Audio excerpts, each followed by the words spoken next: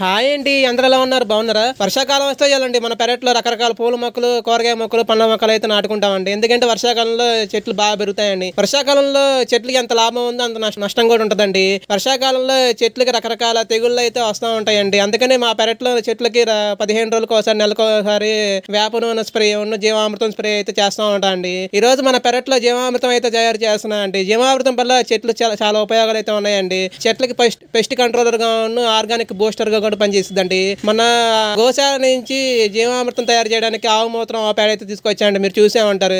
ఈ రోజు జీవామృతం ఎలా చేయాలో చూపిస్తాను చూడండి. జీవామృతం తయారు చేయడానికి 1 కేజీ ఆవు పేడ అయితే కావాలండి. తాజా ఆవు పేడ అయితే మరీ మంచిదండి. తాజా ఆవు పేడలో సూక్ష్మజీవులు అయితే చాలా ఎక్కువగా ఉంటాయండి. అందుకని తాజా ఆవు పేడ అయితేనే ఎక్కువ ప్రిఫర్ చేయండి. 1 కేజీ ఆవు పేడ తీసుకొని ఒక పెద్ద టబ్బులో అయితే వేసుకోండి. ఈ విధంగా పెద్ద టబ్బులో వేసుకుంటే ఏమవుతుందంటే ఎయిర్ సర్క్యులేషన్ బాగా జరిగి సూక్ష్మజీవులు అయితే ఎక్కువగా అభివృద్ధి చెందడానికి అయితే ఉపయోగపడుతుందండి. జీవామృతం చెట్లకి ఎందుకు ఇస్తామంటే జీవామృతంలో కొన్ని కోట్ల సూక్ష్మజీవులు అయితే అభివృద్ధి చెందుతాయండి. అందుకని చెట్లకి చాలా ఉపయోగాలు అయితే ఉంటాయండి. 1 కేజీ ఆవు పేడకి ఒక 1/2 లీటర్ ఆవు మూత్రం అయితే పోసానండి.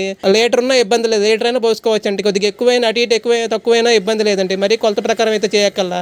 దీనికి ఒక 1/4 కేజీ శనగపిండి అయితే వేస్తున్నా అండి. శనగపిండి ఎందుకు వేస్తారంటే జీవామృతంలో ఉన్న సూక్ష్మజీవులకు ఆహారంగా ఉపయోగపడుద్దండి. మన ఇంట్లో ఉన్న శనగపిండి అండి. 1/4 కేజీ అయితే వేస్తున్నా అండి. శనగపిండి వేసి అంతా కలిసేట్టుగా కలుపుకోవాలండి. ఒక 1/4 కేజీ బెల్లం కూడా వేసుకోవాలండి. బెల్లం అంటే మంచి బెల్లం వేయక్కర్లేదండి. కొట్లల్లో కొద్దిగా కరిగిన బెల్లం అయితే ఉంటుంది, అదే తక్కువ రేటుకి అయితే ఇస్తారండి.